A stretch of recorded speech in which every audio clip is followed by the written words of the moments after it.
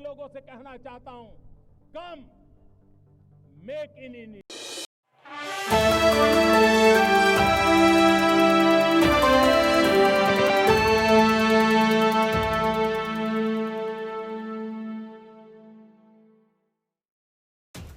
राजधानी दिल्ली के सराय काले खां एसबीटी चौक का नाम अब भगवान बिरसा मुंडा चौक हो गया है।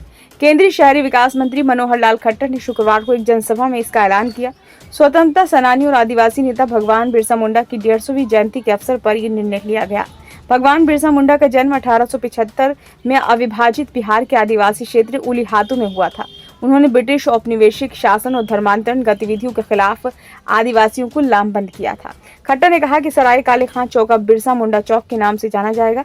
खट्टर ने जनसभा को संबोधित करते हुए कहा कि मैं आज घोषणा कर रहा हूं कि यहां एसबीटी बस स्टैंड के बाहर स्थित बड़े चौक को भगवान बिरसा मुंडा के नाम से जाना जाएगा। इस प्रतिमा और उस चौक का नाम देखकर न केवल दिल्ली के नागरिक बल्कि अंतर्राज्यीय बस स्टैंड पर आने वाले लोग भी निश्चित रूप से उनके जीवन से प्रेरणा लेंगे।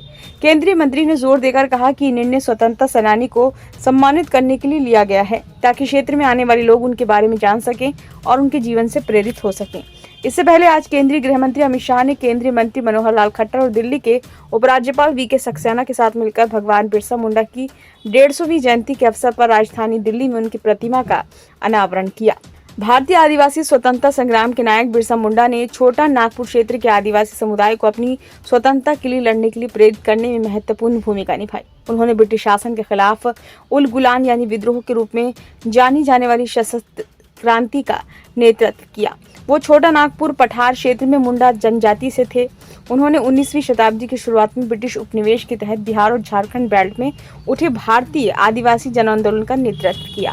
मुंडा ने ब्रिटिश सरकार द्वारा की गई जबरन भूमि हड़पने के खिलाफ लड़ने के लिए आदिवासियों को एकजुट किया, जिससे आदिवासी बंधुआ मजदूर बन गए और उन्हें घोर गरीबी में धकेल दिया गया। उन्होंने अपने लोगों को अपनी जमीन के मालिक होने और उस पर अपने अधिकारों का दावा करने के महत्व को समझाने के लिए प्रभावित किया।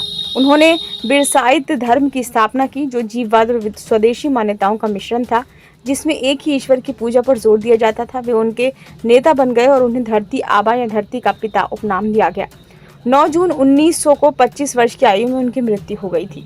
बता दें कि प्रधानमंत्री नरेंद्र मोदी ने भी आज महान स्वतंत्रता सेनानी और आदिवासी अधिकारों के लिए संघर्ष करने वाले आदिवासी नायक बिरसा मुंडा की 150वीं जयंती पर शुक्रवार को उन्हें श्रद्धांजलि दी।